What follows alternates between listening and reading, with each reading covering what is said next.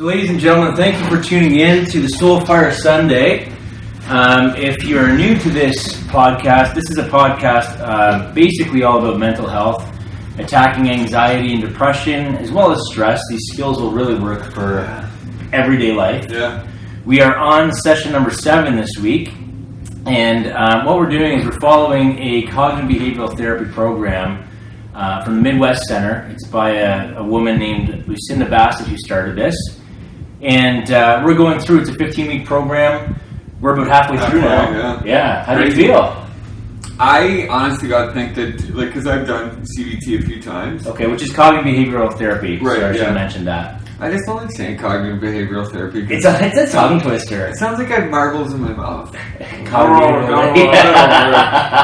CBT. It's just what I've done it before, and I think this time is different because I'm doing it with people that I'm accountable to. Yeah. And that's changed things. Like before I was accountable to myself, and I was accountable to my counselors and the people that I was doing it with. But this time I'm accountable with my friends. Right? Yeah. And that's a cool feeling. It really is to know that not only am I changing, but my peers are changing or trying to. They're changing at their own pace. That's what I learned about this week. Is it's not a race. No. It's at your own pace, right? And don't judge yourself on the pace. Yeah. I just think it's cool that 3 guys are wanting to heal in front of the world. Yeah.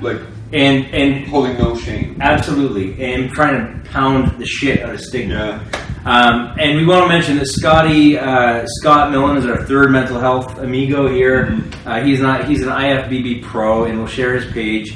Scott can't join us tonight. We wish him the best of luck. He's kind of going through a tough time right now. So hopefully we'll see him next week. Scott, hang in there. Love you, brother. Yeah, I love you, buddy. Stay with us. Hopefully you can keep going through this, because I know we've all been there where there's times when fuck, man, I can't get in front of camera. Yeah. And that's kind of the world. This is almost a metaphor for how when you're in a good mood, you can post away on social media, you look great, you feel great, but then we're doing something like this. I mean, it would have been really awesome if we could have Scott here to talk to you, but I understand it's totally difficult right now. So wish you the best of luck, buddy, and we hope to see you next week. Go over the reading material. All this stuff will help you, and give us a phone call if you need us.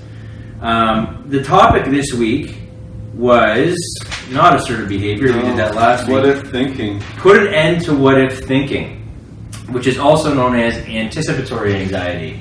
I like what if thinking. What if thinking? Anticipatory. But you can also be, the thing about participatory versus what if, when I say to you, okay, we're going to the grocery store, well, what if it's busy?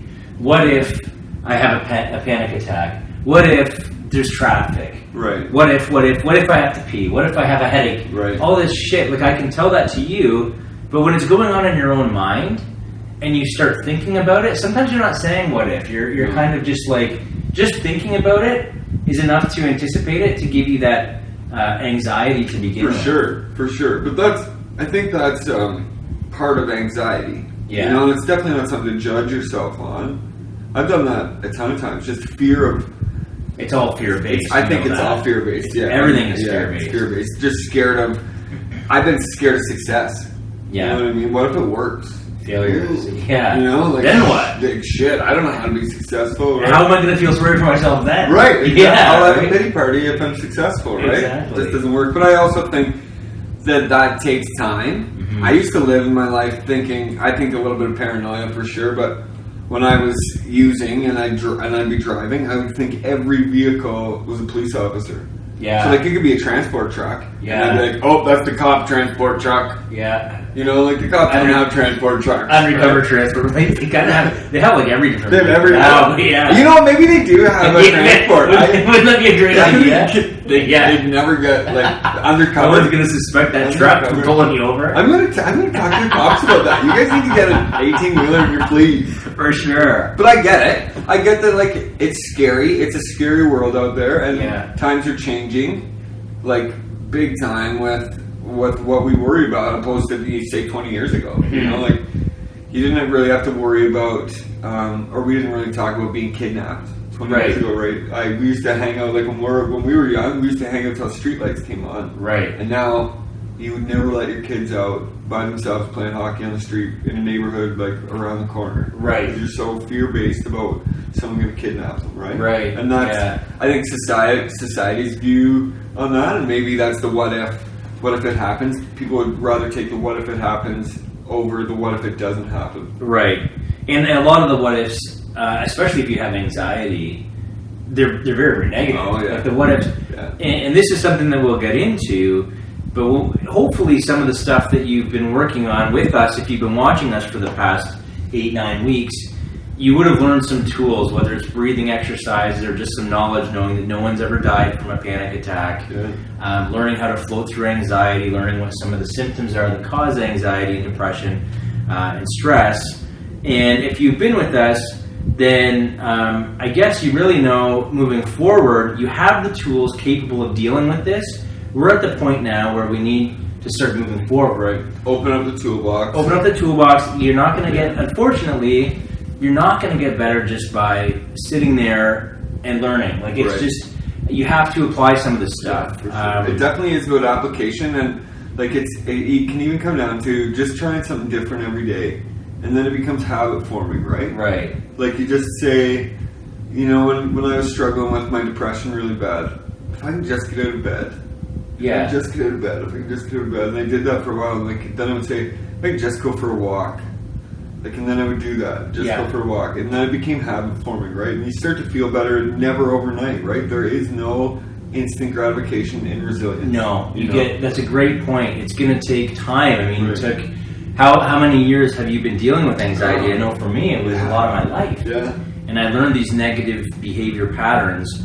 They got programmed up here. And they're they're built into us. They're bad habits, right? Yeah. And to unprogram yourself, I mean, when you program yourself over 20 some odd years, unprogramming that is going to take time. And then reprogramming after that. Absolutely. Right? You have to erase that bad kind of cognitive thinking. Yep. And then you have to replace that with good stuff. So that, you know, at some point you may be in limbo a bit. Yeah. Like, and that can be a scary transition too. But I think in those times you need your buddies. Absolutely. You need your support, right? Yeah, it's good to have a support system, but it's also good as long as you know that in that moment where you're starting to feel scared and anxiety is coming, change is anxiety producing. Yeah. Nobody likes change. We're creatures of habit. So as long as you can understand that might happen and walk through it, we're gonna talk about it here in a minute, but the anticipatory wall and kicking through that wall. Kicking it down, It feels great. It's liberating. It's like freedom when you kick that door down. Absolutely. I can attest to that. It is liberating when you kick that door down. Did you use it at all this week?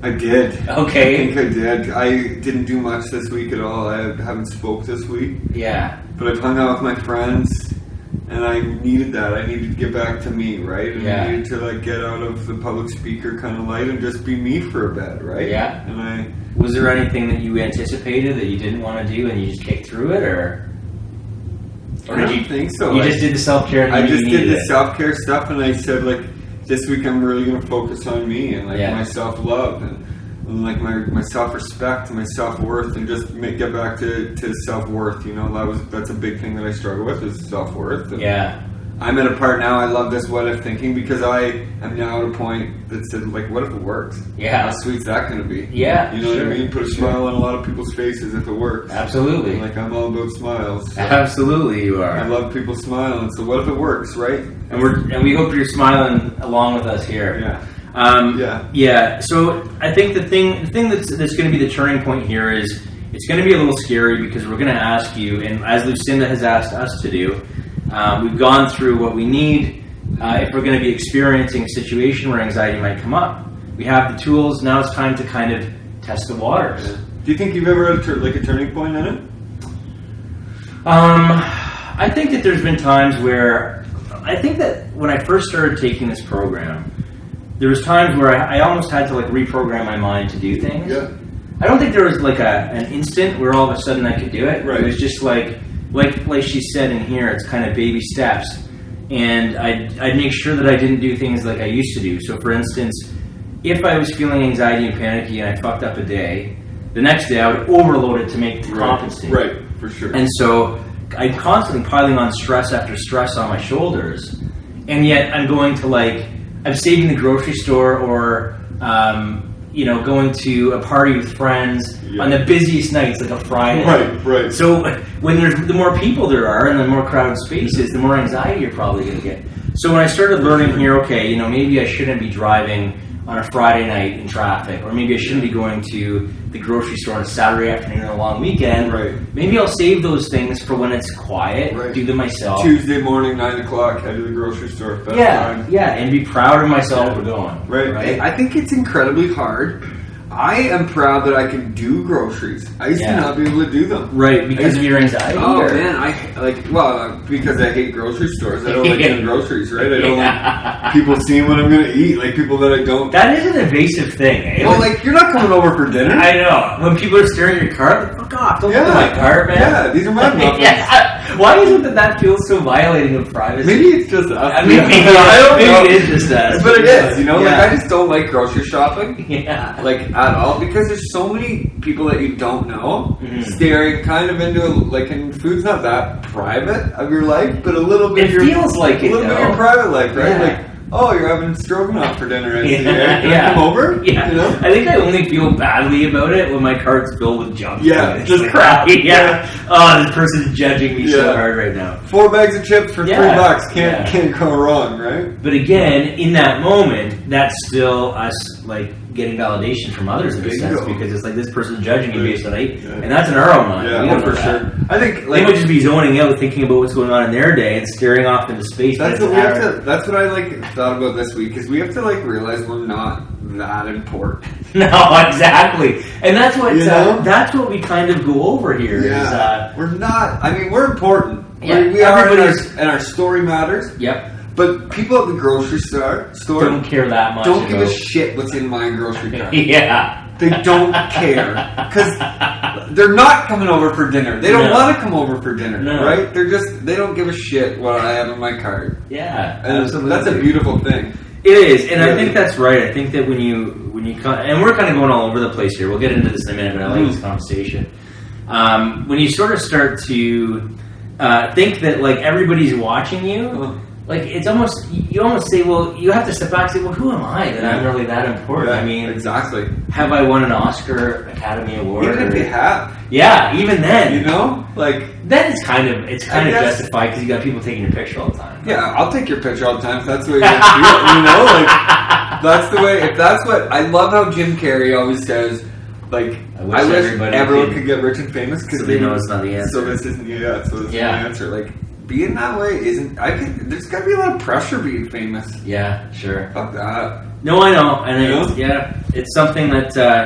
I think that if we were really supposed to focus on ourselves, the amount that we do, our eyes would be up on our tentacles so we could stare at ourselves. Exactly. They're built here so you can see what's going on. Yeah. So that's why it kind of drives me a little bit bananas when it's constantly phone this, selfie that. Yeah. And I really don't see that it's helping our mental health, really. I think it's a big deterrent, the old selfie. The old selfie. Because we criticize ourselves right away. We take 85 selfies and post one. Yeah. We criticize the perfect one, the one that's most perfect to us. Right. And then we wait for people to criticize. Right. Then we think, how many likes we got? Yeah.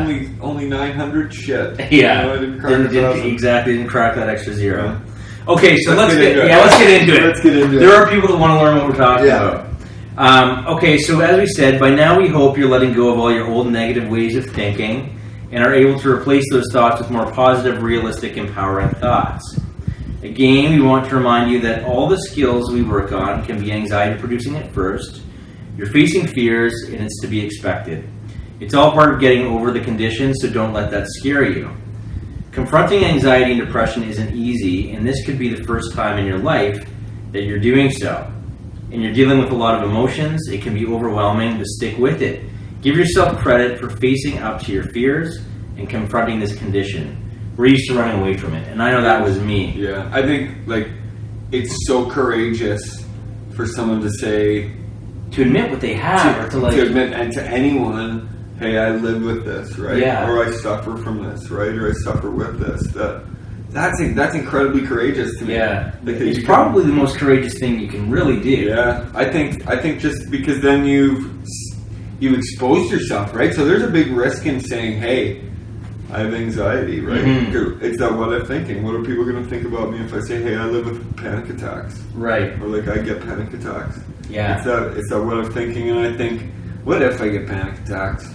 And when you say that to yourself, what do you think? Like, so be it. I live with an anxiety disorder. Yeah. And do you talk to yourself, say, yeah, it's just panic. I mean, I guess I'm feeling this. I felt it before. I've made it through it. I think like a diabetic isn't going to say, yeah, I'm not really feeling diabetic today. Right. Yeah, have loads of sugar. Right. Sure. You know? Yeah. Then they're going to die. Yeah. I think that's the same with this. If we don't say, hey, I live with this stuff, and people don't know about that so they can support you and know the best way, you'll probably die.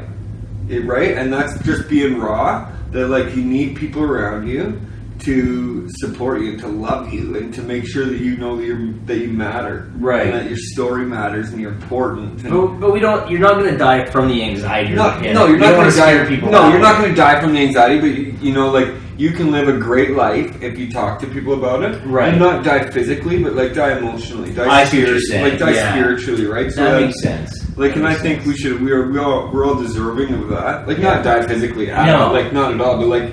Just die inside, and we're not built for that. No, you know? I agree with you. I think that as soon as you can sort of start to open up and admit that you're coping on these things, the more that you hide, that's when you start wondering what people are thinking. Yeah. Right? Yeah, for sure.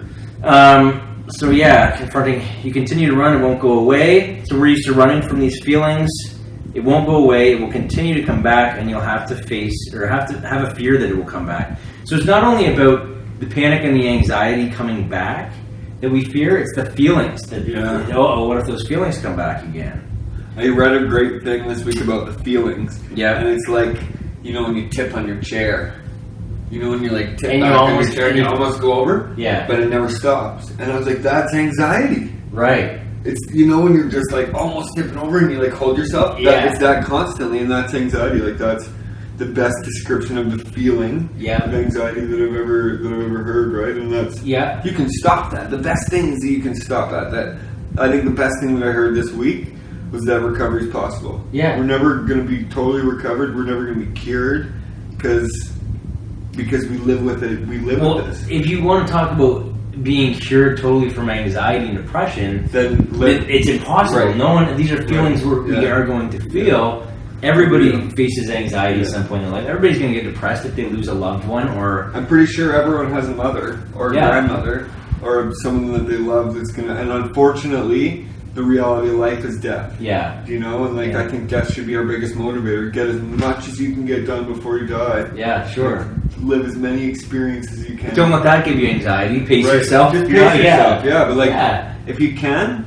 Conquer your fears. Conquer your fears, yeah. I think especially for guys like us who live with anxiety, and to be able to do this is very huge. It is. This we're going against the grain. We're going against diagnosis right now. Absolutely. And it's getting on and doing this. I mean, I woke up this morning in the same place as Scott. I was like, you know what? Fuck, man. I don't know if I want to do this today. Yeah. But then all I said is, you know what? That's anticipatory anxiety. I'm thinking about what happens at 7 o'clock p.m. Right. Right now, I just need to get up. You know what? It's a Sunday. I don't have to work today. I'm going to put on my pajama pants. Yeah. See how I feel just by putting on my pajama pants. And how'd you feel? Pretty damn good. There you go. Wear those pajama pants every time so you don't feel exactly good. Right. You know what? I don't need to go anywhere. I'm going to put on my pajamas. Positivity pants. Yeah, positivity pants. I love that. That's good. I think. Yeah, we should brand that. Positivity pants, making a whole new clothing line. Yeah, except they're just like regular, like pajama pants. But anyway, man, I'm here with you now. Yeah. Like the thing was, you got up. I started listening to the audio and making my notes, and I thought, the more you get into it, the more you start focusing on personal development, the more, like we talked about before, your brain doesn't know the difference between the good stuff and the bad stuff. So as soon as it starts getting addicted to that good stuff. When you start letting that stuff come in, your brain wants more of it. That train's rolling. Absolutely. Yeah. And here we are. So that's one key element about anticipatory anxiety. I woke up great today, just like waiting for this. Why did you wake up great today? Because I just was waiting for this show. Yeah, okay. Is that the only reason? Yeah. If you're feeling a little uneasy, that's still perfectly normal. That's an inside joke between Paulie and I. Don't let it scare you. It's just part of the changes you're going through. Anxiety and depression are a normal part of life. They're never going to, this is what we just talked about, never going to go away completely, but you'll be able to handle it a lot better. And like, if you can use those tools, like, if you have those tools, it's really, you got to use compassion with yourself. You got to open up the toolbox and you got to use those tools, right? Like I can't use the tools for you, but I can show you how the tools are used. Yeah, sure. Right? Like I think that's a cool thing that we get to live by example. And if you need these tools, or if you have these tools after 8 weeks, like we have the tools, right? And now it's just implementing them. We got another 8 weeks or whatever to go, right? Yeah. Where we're going to another 7. Like where we're just going to implement these and how we go through our lives, right? So if you feel like you're not at a spot yet, don't worry about it. Don't beat yourself up. Don't judge yourself. Like, we're just getting these tools. Yeah. And remember, I mean, we're just kind of coming in and talking about this stuff on Sundays. If you really want to, if you're really struggling with anxiety and depression, and you're really, some of the stuff that we're talking about is sinking in, go to MidwestCenter.com. Order Lucinda's program, because it's what we're using. We're just a couple of guys sharing what she's taught us and what her program has taught us, and trying to talk about real life situations that's happened with us, and hopefully this shows people that it's okay to talk about, especially men that are kind of harboring their feelings inside. And especially the reason why I want to keep going, and this is the one thing that kept me going today, was that it's now July. All schools are completely done. Whether it's university, college, unless you're in summer school, or high school, which means that no counselors are available. If someone if someone is feeling suicidal, God forbid, depressed, anxious, suffering from mental illness at all. I can say that I've received like a spike in messages in the last 2 weeks. Really? For sure. Really? Yeah, for sure. Just people wanted to talk. No kidding. Just wanted to chat. For sure. Yeah. Definitely. And the thing is that this is the thing, is right now we know that we're going into suicide season. Season, which for those of you watching, if you don't know, it's sort of August, closer to September, in that range, when school starts back up again, and we're trying to do our best to make sure that anybody that might be suffering knows that they can at least come to us. I wish there's no such thing as suicide season. I hate that word. I do too. You know, like I hate that it's a statistic, though. You can't deny it. There's a statistic for everything. The statistics are higher at that time of the year for whatever reason. I think, for the reason that there's no counseling. You think that's a big portion? I think there's a big portion of it, because people in the summertime think, I'm living free. I'm out of school for the summer. If they don't get a summer job, then that's a little bit of pressure on them. Then they get their report cards back. Maybe they're not going back to school in September, and they haven't told their parents. I didn't tell my parents for a long time. Yeah. The first time I went to college, because I was scared. Right. You know, or maybe I don't know if I can do this again. Yeah. And who are you going to call? In the summertime, you're not going to say, "Well, I'm going to take the day off from the beach and call my counselor." But maybe you should. Maybe that's the time. That's the time to do it. You know, if you don't have a counselor through your school, like community agencies, CMHA, addiction services, they always have walk-in counseling. You can just go in and talk to someone. Yeah. And in the summertime, just people don't know about that. So in every community, there's a walk-in with CMHA. Maybe that's something that, not to get too far off topic here, but maybe that's something that we should help, or anyone that's paying attention that is involved in the education system. Maybe they should be promoting where to go. I haven't been to school in a long time. If they don't already, when it comes to summertime, promote your other resources available in the city right before kids go, so they know. That's a great idea. You know, that's a really great idea. Because I know, first of all, I didn't know what anxiety was. That was the fucking first problem. Is this stuff should be taught in schools. First, there's a lot of stuff I learned in school that I didn't need. You know. Have you used calculus yet? I took calculus, and the only reason I might use my calculus, I took it actually up to university level. Oh, really? I took like 2 years of it at college in aviation, Oh, wow, okay. It was aviation, I was trained to be a pilot, but now I might use that to get back in. I didn't tell you this yet. I might, because of everything that's going on with the podcast, I might actually go back to Fanshawe in the fall. Hey! Yeah, I'm with your buddy, so... We'll get a locker together. I figure I might go into like radio broadcasting. They're doing podcasting and stuff. We'll see. Hey, man! So we'll see. I mean, I never. For those people watching, I did some 2 years of college, and I never finished, and it was because of anxiety and depression. To be completely honest, So this would be you'll have a ton of support, brother. Absolutely. So we'll ride the bus every day. We'll see what happens together. I'm working on it right now, but I've been there twice speaking to awesome. So. Good for you, man. I'm proud of you. That's thanks, awesome. Buddy. That's huge. So I mean, we'll see what happens. What if it works? What if thinking right now I could say, well, what if I fuck it up again? I had that feeling when I got because I have messed up university at Western. I didn't like it. I was in kinesiology. I went there twice. I went to Western. I switched programs for 2 years and didn't like it. Couldn't do it. Anxiety, depression. The place was like gigantic for where I was in my maturity level, to be completely honest. And then I went to Sioux College in aviation. Got through a lot of the schooling part, but there's 2 parts to the aviation.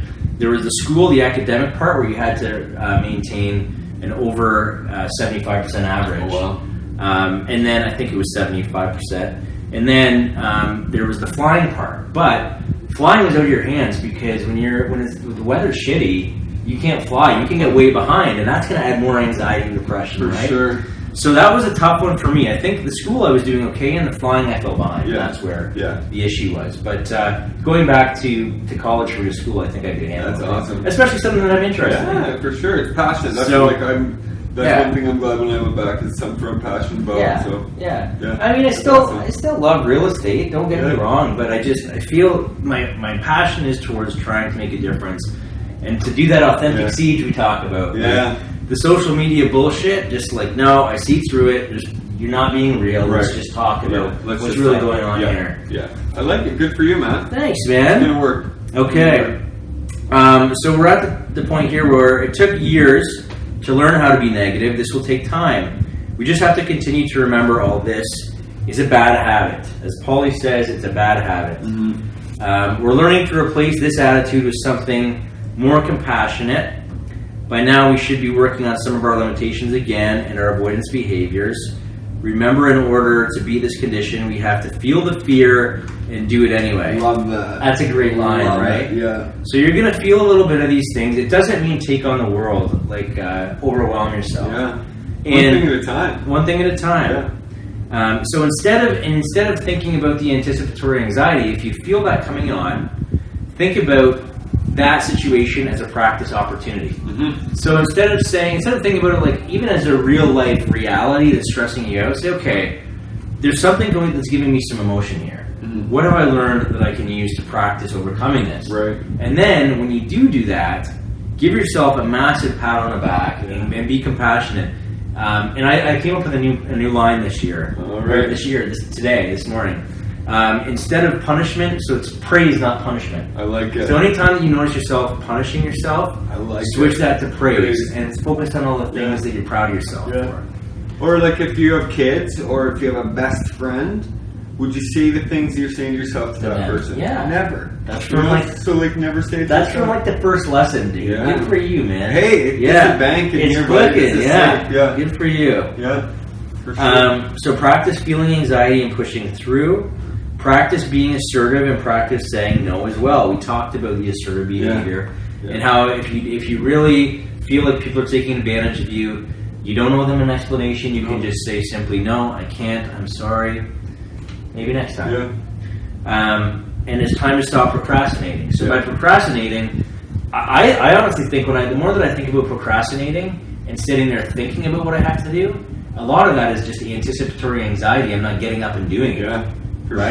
For sure. Because think about reaching out for help. That phone weighs 1,000 pounds sometimes, right? Yeah. And that's anticipatory. I can't even say it. Anticipatory anxiety. Okay, what if thinking? Yeah. That's what that is, weighing that phone down when you're reaching out for help like that. I can identify with that being at the bottom and not wanting to call because of what if thinking. Right. But I can tell you that making a phone call changes your life. Yeah, sure. 1,000% making one phone call to someone that cares changes your life forever. Yeah. And people do understand anxiety, and there are people out there. If you think that there's no one that understands anxiety, there is people out there that are waiting for you to get help. Yeah, they're waiting to help you. I think it's a much more understood disorder or condition. Yeah. Than it used to be. I think people are starting to openly admit it. I just know that people sometimes would say, "Oh, what if it doesn't work for me, or what if they don't understand me?" I guarantee they understand. Sure, yeah. Like I guarantee. And if that person that you talk about for some reason doesn't, you're just talking to the wrong person. Right, and then there's someone else out there that does. I went to 65 counselors. We do. 65. There you go, Paulie. 65 counselors, and I found 66, and I've never left. Right. So that's a good number for you. Yeah, 66. Mario and Mia. Right on. Mario and right Mia. on. Mario. Right on. So practice feeling and pushing through. It will get easier every time. A panic attack won't hurt you. I love that. Yeah, it won't hurt you. No. I mean, as you said, if you continue to let it eat away at you, it might hurt you spiritually and emotionally, but it's not going to hurt you physically. Yeah, not physically, but maybe it will. I know, like for me, I have physical symptoms of anxiety and depression. I don't eat. Depression can hurt physically. Yeah, exactly. I don't eat. I starve myself. Right. I struggle with eating when I have anxiety or when I'm depressed. Sometimes, for a long time, I didn't think I deserved to eat. Right. And like that obviously was some really deep-rooted trauma. Right. That I didn't deserve to, but I know I deserve to eat, and it's healthy to eat. And like even when I have anxiety, I still have to try to eat. I don't eat ever before I speak. And there's lots of people that said, "Oh, like when you came and saw me speak, like, hey, do you want a muffin? Yeah. Like, let's get a breakfast sandwich, and I'll give you 2 donuts." Yeah. That's what they did, right? Remember that? Yeah. But like I wouldn't. I forgot about that. Yeah, I didn't eat with you.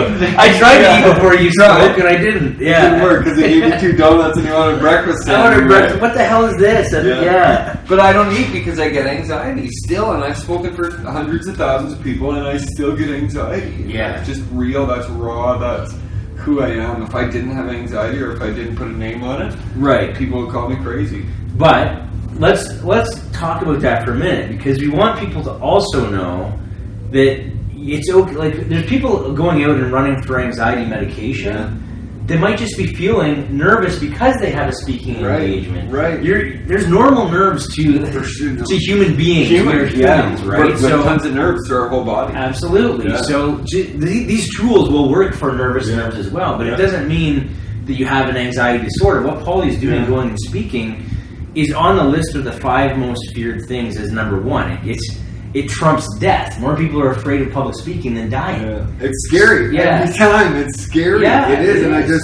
And I fight through a diagnosis of social anxiety. And I say, someone's not going to say, you have social anxiety, you can't do much around people. Well, like, I'll show you what I can do around people because I'm me. I think that's my attitude now, is that I'm like, my diagnosis is saying, oh, you can't do that, and I'm basically saying, why not?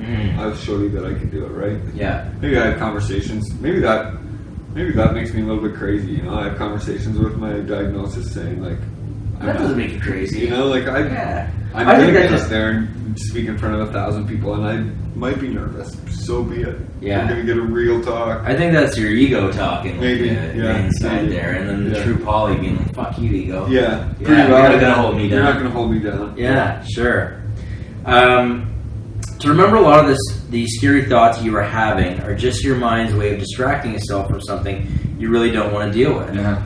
So maybe when it comes to speaking, you're having these battles in your head because you don't want to really focus on the fact that you're speaking in front of all these people and you're the focus of attention. You know? And I mean, so you're just battling, and then by the time that you're up there, it's just like, okay, well, I beat that, now I can talk. Well, like I would say, if you don't deal with your shit's going to deal with you. Yeah. And it will. Yeah. If you don't deal with it and you don't use these tools, it's going to be a cycle of anxiety. Right. And that's not to scare anyone, that's just the realness of it, that if you want the cycle of anxiety to stop, you just have to deal with it. You have to address it. You have to acknowledge it. You have to love yourself through it. Right? And that all comes with acknowledgement and having some empathy for yourself. Yeah, for sure. Like, people with anxiety freak out so much because they have anxiety.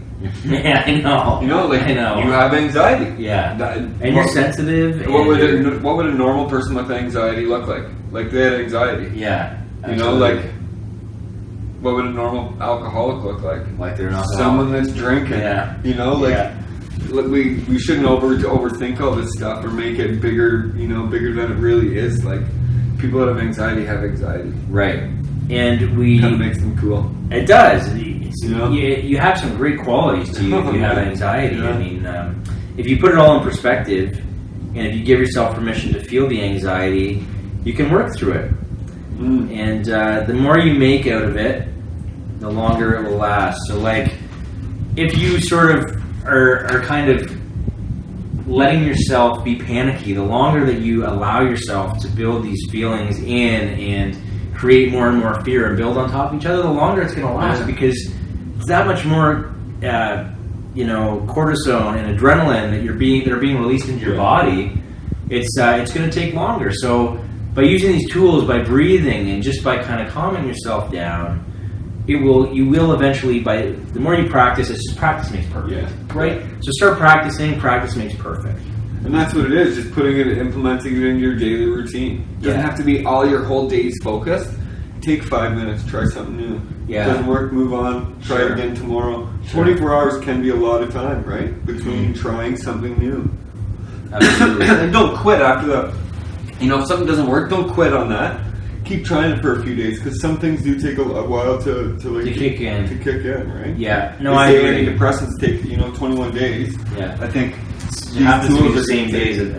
The funny thing about that is it happens to be the same amount of time to develop a new habit. Right. So if it's going to take the same amount of time from when you pop a pill for this to start working, why wouldn't you just start with the alternative that's natural? Bingo. But anyway, that's just me. So your pill isn't going to kick in for 3 weeks anyway. Right. And that's stuff you have to work on for 3 weeks. Yeah. And it will kick in. Sure. Remember, and this is a good point, and I always want people to remember this, because this is what you're talking about with the chair thing, I think. Remember that anxiety and excitement are almost an identical feeling. Yeah. So some of what you're labeling in your head as anxiety could be excitement. Try to look at it through different set of eyes. Yeah. So, and we've gone through this example as well, but when you're at an amusement park and you're in line up for that roller coaster and you're excited, sure, it's kind of nerve-wracking, but everybody's kind of screaming and it's exciting. Yeah. But then when you're just sort of sitting at work at the office and you're feeling those feelings, it starts to scare you. Yeah. But they really are the same thing. Very similar, they're same thing. Absolutely. So what are you thinking about in that moment? Because there's obviously something that you're anticipating that's creating that. Is it a deadline that you haven't met yet? Is it, and 9 times out of 10, it's something that isn't a life or death situation. Right. And something that you can use these tools to get through. Well, are you thinking about stuff at home while you're at work? Does that make you the best employee? People are asking me that quite a bit with the OPP. What happens when we have anxiety? Who do we talk to? I don't want to talk to my supervisor, and I always say, if you're dealing with anxiety and you feel so scared to talk to your supervisor, should you be on the streets protecting me? Right. Right. If you can't go to your boss and say, I'm struggling, who's to say that you're gonna be in the right frame of mind when I get robbed? Right. We gotta look after ourselves. We really do. I agree, but there also needs to be something put in place where, if that's the case, and we're talking about police officers, and they do go to their supervisor with this explanation, that supervisor needs to make sure that they're not going to be punished. Reprimanded. Absolutely. They should be the same thing. Praise them for doing that. Don't punish. It should be praise, not punishment. Say, good for you for having the self-awareness to say something, to come up to me and talk to me. And even though you might have to take a little bit of time off, and we'll get you all the help you need and make sure that you're in a good state of mind. And that's the majority of things that are going to happen, right? Yeah. When you tell someone, when you tell your boss, hey, I'm living with anxiety and I'm really struggling, they're going to say, hey, we'll give you some time off. We can get you some help. We can get you some resources. Right. But really, all you're thinking when you're sick like that is they're never going to understand. They're going to think I'm weak. They're going to think that I'm a loser. Right. They're never going to get me help. I don't deserve help. And the fact is that they're probably going to help you out more than anyone. I know. And I think that we're at a, and as you have seen more so than I, but as I've seen also, huge praise for the OPP for bringing you in to talk to you about some of the stuff that they need to kind of take a better look at. Yeah. And I hope that some of the stuff that you're saying about, should you really be protecting me, they're putting in with these supervisor positions, they're putting those in place where it's still a family, we're still going to take care of you, you're not going to be shunned as though you have mental illness. Yeah. Because these guys men and women see some pretty fucked up shit, right? Of course they're going to. And how do they deal with that, right? they see fatal accidents on the highway, do their report, and get back out on the highway. Yeah. And I think if you ask any other human in any other job to do that, they wouldn't be able to. Right. And like, we have to give these people some respect that they do that for us. And, Absolutely. and I'm humbled really to work with them and say, hey, you know, if I can help you out with anything, that I will for sure. And they're really started to implement some things that have mental health workers that go with OPP officers, or have a phone number that right at your detachment that they can say, hey, I'm struggling at work today. Mm-hmm. You know, and that stays with them all the time. Those are big things for those guys because it really is a brotherhood, and they're tough guys, right? Serve and protect, and they tough guys, tough women. It's very tough women, very tough women. Absolutely. For sure. No, I agree, and I think that it's as long as we start looking at mental health as something that we're all affected by, every single human, whether you put on a uniform or whether you are the guy walking down the street using drugs, you're not so different. Right. You know, some guy just made a bad decision and chose to deal with his stress in a different way than you did. Yeah, and unfortunately, it could have been you. Yeah.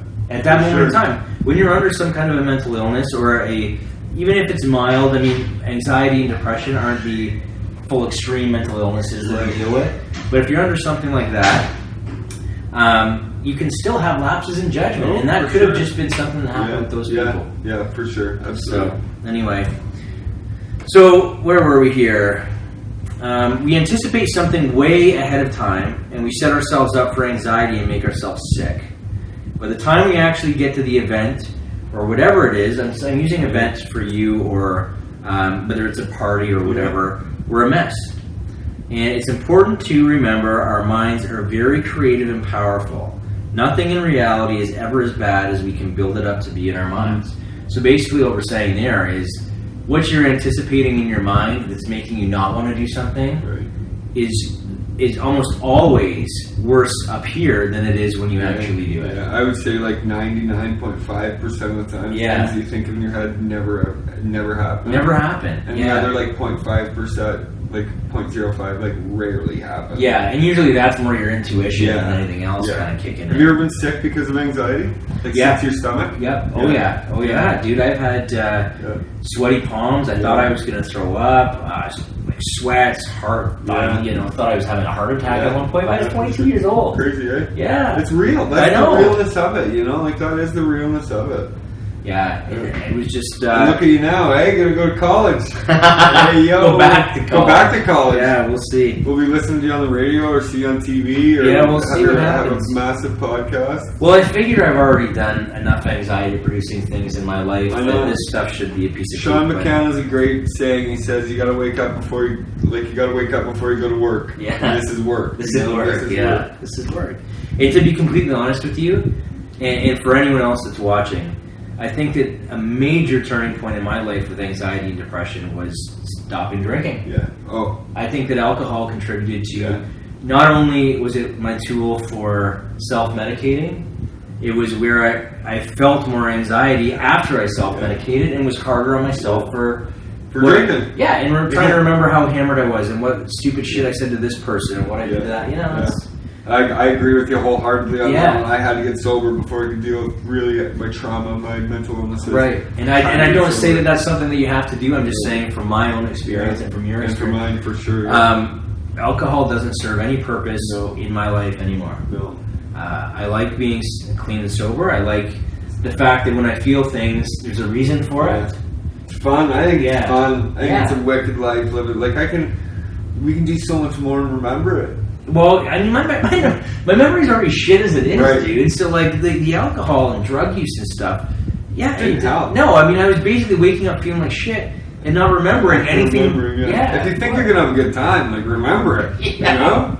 Yeah, I'm sure now. Because we have what if thinking, what if I remember this? Yeah. You know? Yeah. Nope. Sure. So now we're back on why relive a negative experience more than once. And that's tough. That's really tough because for post-traumatic stress. Yeah. It's how do you not relive that? Yeah. When it comes to anticipatory anxiety, that is a tough one. I think I'll always have nightmares to maybe get less and less, but I'll always have flashbacks. Yeah. For sure. From experiences, like from bad experiences. Right. I don't think that'll ever go away. I've worked on it. Used to be daily. And now, it's not every day. Right. That's just a progress thing, right? But I think I'll probably deal with that forever. Yeah. And that's just a flashback. That's just like and I'm okay with it. Yeah. I'm alright with it. But you don't ever find yourself dwelling on it, do you? No, not anymore. I used to judge myself. I used to say, fuck, I'm 25 years old, get nightmares. Right. But I have post-traumatic stress, and anyone that has post-traumatic stress gets nightmares. Yeah. So why am I so special? Yeah. I shouldn't get nightmares. Right. You know? Right. I should get nightmares. I live with this. Yeah. You know? That's a great way of looking at it. I like how you say, why am I any different? I'm not fucking special. Right. Like, we're all special in our own unique way. Yeah. But we're not special enough to be that much different than anyone else that has. Well, why am I that special to not have post-traumatic stress right. symptoms? Yeah, exactly. I live with it. Yeah. You know, like, sure. Like in my brain, I think these are symptoms, and this is what I live with. Right. Let's work with them. Let's live with them. Let's do it. You know. Yeah. So when I wrote down here, when I said why relive a negative experience more than once, this got me thinking, and I started thinking about how big of a fear dying is for a lot of people, right? And then I started thinking about another saying that I read, and it said something along the lines of, why would I think about dying when it only happens one day out of the however many thousands of days I'm alive, right? Like, that's only going to happen one day. One day that'll happen. Up till that point, why think about it? Yeah. Because you know what? There's no point. Yeah, I can appreciate that for sure. And as we said, the anticipation is always the worst part. What gives you the power is when you go and live through it. It gets easier each time. This is where we're talking about pushing through that, putting your foot through the anxiety. And you're right, it is hard to say. Anticipatory, what if thinking wall. The what if thinking wall. Try to see your anticipatory anxiety as a wall that's blocking you from achieving your dreams and your goals, and really not letting you take control of your life.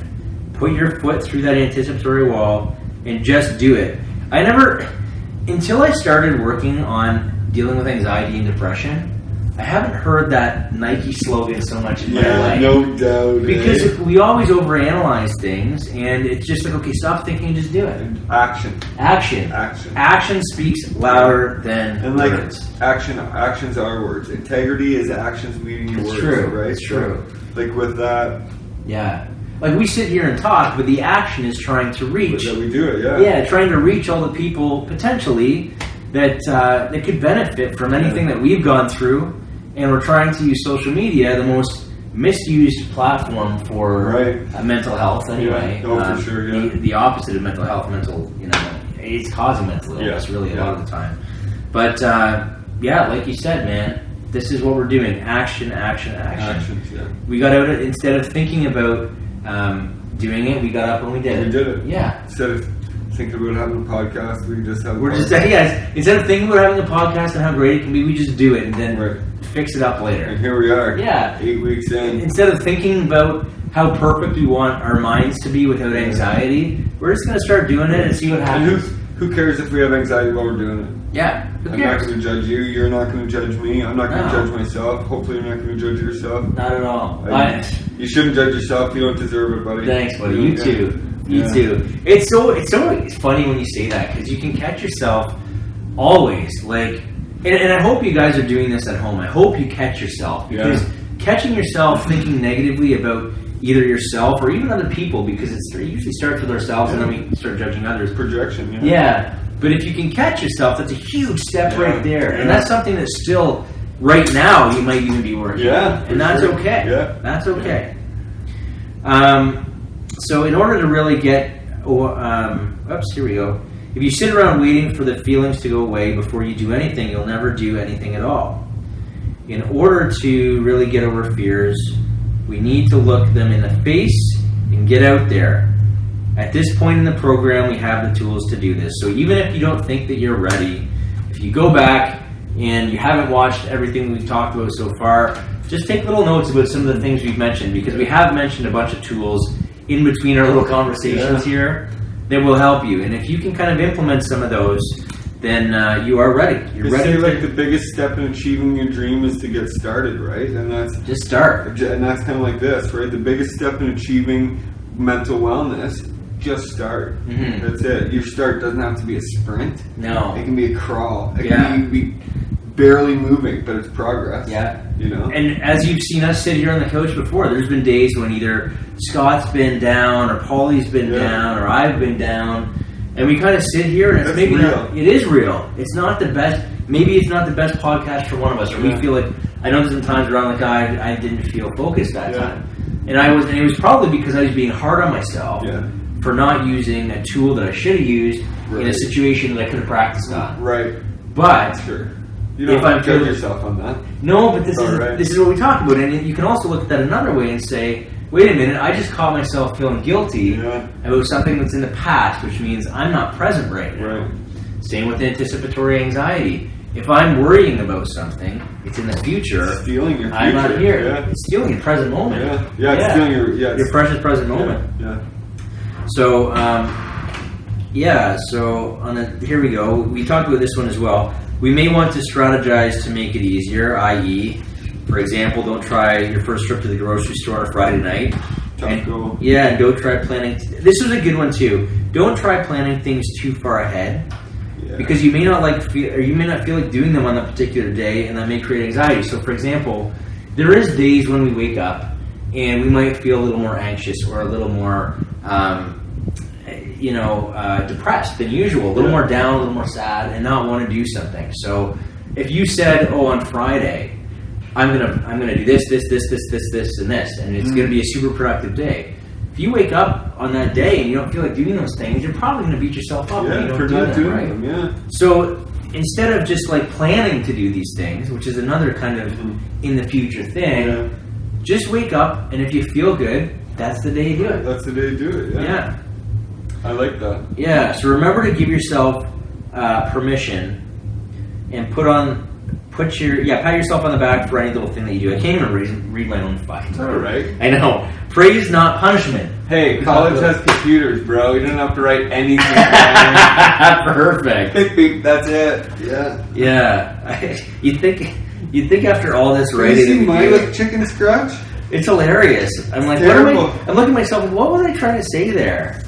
We get Praise, it. not punishment. We get it, bro. Praise, not punishment. Praise yourself, eh? You can write. It's way better than you never learning how to write. That's absolutely true. That's absolutely true. Although my handwriting still looks like I'm in preschool, but that's okay. That's cognitive behavior says that you can understand that. That's true. So I think you're setting the bar too high for my handwriting. Yeah, for yourself. Thanks, bud. Okay, so the goals for this week, if you've been watching and you're still with us, it's time to get out there and put ourselves in practice positions. These skills are no good unless you get out and use them. Step through that wall of anticipatory anxiety. Just do it. The Nike slogan. Yeah. You will not believe how good you will feel. It's time to replace our what if negative catastrophizing thoughts with empowering what if thoughts. We didn't really talk about that. Yeah. So when we're talking about things like, oh, well, I'm going to this party tonight. Well, what if this person's there? And what if I end up drinking too much? What if, for us, what if there's drugs there? Right. What if I run into an ex-girlfriend there? What if... There's so many what ifs that you can think about that by the time that you think all that through, you don't even want to go. Let's see if we can transform that into, well, what if I go and I meet the love of my life? What if you have a great time? Well, yeah, what if I go and I have the best time of my life?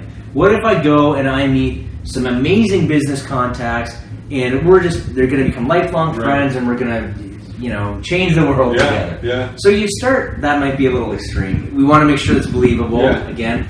But yes, turn your what if thinking into something that could be a real possibility. Yeah. That's like that. And, I think in 20 years we're all going to go back to, remember that Facebook meme? But there's a Facebook meme that says, what if I fail? And it says, darling, what if you fly? Right. I haven't seen that before. That's awesome. I'll send it to you. It's been around a while. I'll send it to you. Yeah. I think that's how we're going to run in 20 years. It's going to be like memes. So memes. Remember that meme? Remember that meme? There's speaking of school, I think it was my brother told me, there's actually a degree for memes now. Yeah, like a 4-year program on it. I don't know how that happens, but whatever. What if it works? What if it works? So that's a great way to kind of position your thinking. Anytime that it's negative, stop yourself, step back, and just kind of see how real that is. Yeah. Because you're already setting yourself up for failure. So go back in time and say, you know what, give myself a chance. Give whoever you're with a chance, and try doing something. Try. Right. Yeah. Baby step it, though. We've talked a lot about baby steps. Baby steps, for sure. And patience. Yeah. Just because you go to the party and you're trying it out, just getting there is a good thing. You don't have to stay forever. You don't have to stay all night. Yeah. You can stay for 5 minutes. 5 minutes, say hello, do an appearance, and leave if you're feeling comfortable. That's it. Just if you're not, yeah. FaceTime, that's what we used to call it. FaceTime. If you're anxious and people expect you to be there, just go show your face, leave. Yeah. You don't have to stay there. Right. And another thing is, if you are going with people, I know that there's sort of, for me, it was always like, I don't want someone else to drive. Yeah. Because I want to be able to leave when I want to leave. Right, that's exactly it. So if you're going with someone else in a car full of people, sometimes you can get kind of like feeling comfortable if you do want to go. Yeah. So if you have a car, I mean, now there's Uber. Yeah. So just go and don't feel obligated to stay. If you, you remember that you can say, no, I'm sorry, I have somewhere else to be. Yeah. Can't be here now. Sometimes that's somewhere else to be is your bed. Absolutely, that's fine. No one has to know. We're normal. We're human. We sleep, and you need it. Sometimes you need to recharge. Yeah. Sometimes you just don't want to be around the party because you're having anxiety, and that's what people with anxiety do. They don't want to be around the party because they have anxiety. Yeah. I remember I worked in and out of nightclubs too, right? Because even when I was sober and I was trying to be a bouncer or. You know, that's tough. Good for you for trying. Yeah, you're sitting there and oh my god, it's not a good position to be in when you're a bouncer and kids are coming up. I was a kid then too, but drunk and kind of spitting in your face, repeating themselves, and you have anxiety and you can snap like I gotta get out of here instead of taking it out on the kid. Anyway, so practice. This is huge, and we always say this. We should really end every segment we do by saying, practice staying in the moment. Yeah. Because what ifs put you in the future. If you're worrying and anticipating something, you are definitely in the future. And if you're feeling guilty and you're beating yourself up about something, you're in the past. Stay in the precious present moment. Love it. Yeah. And that's a great way to end. That is. We should almost end that like every time that we do it. It's just stay present. In the moment, stay present. That's the hardest thing to do. That's what meditation's all about. And that's something that you're going to have to work on no matter what if you want to presently. Yeah. All present times, all the time. All the time. For the rest of your time. And it's fun. Because the more that you can learn to stay present, everything's more beautiful. What a trip, man. What a beautiful trip this is. Like, I think what a life, Yeah, it's a journey. Yeah. You have anything to add, buddy? No, I think this was a good one this week. Come on, you gotta go out on a quote. You were Mr. fucking quote-tacular last week. I don't know. I think I'm gonna go with like the what if I fail? What if you fly? What if you fly? What if you fly? So I always think that, like maybe I'll fly. Yeah. Maybe this will be the best thing that's ever happened to my life. Right. Tony Robbins, he always says it's not happening to me, it's happening for me. And maybe some amazing things are happening in life for you because you've had anxiety for a long time, and the universe is saying, it's time for you to get a gift of, you put in all this work. Here's a gift of freedom. Right. Here's a gift of calmness. Right. Here's a gift of love. Like, that's the greatest thing ever, and just put in your time. Absolutely. And the universe will definitely pay back, and life happens for you. Absolutely. That's great advice. And it's funny you mentioned Tony Robbins, because a lot of these people that are in the world of personal development, everything that we learn from anxiety, like it's almost taken from the anxiety and depression books. This personal development stuff is the same stuff that we're doing here. Yeah. So if you want to reach greatness, this is all it. Yeah. That's really it. Yeah. This is big personal development. Yeah. For not only us, but for people that watch us too. Absolutely. Yeah. So I think that's it for this week, guys. If you're on Facebook Live with us, we'll turn around the camera, and if you have any questions for us, we are here for you. And also, we tried something new. We hope that the sound quality is a little better on Facebook Live. We tried hooking up a microphone here to see if it worked better. So hopefully you can hear us better. Give us your feedback on that as well. And we'll see you next week. And hopefully Scotty will be back with us. We missed you, buddy. Yeah. And we'll see you soon. All right? Take care, guys. Yeah.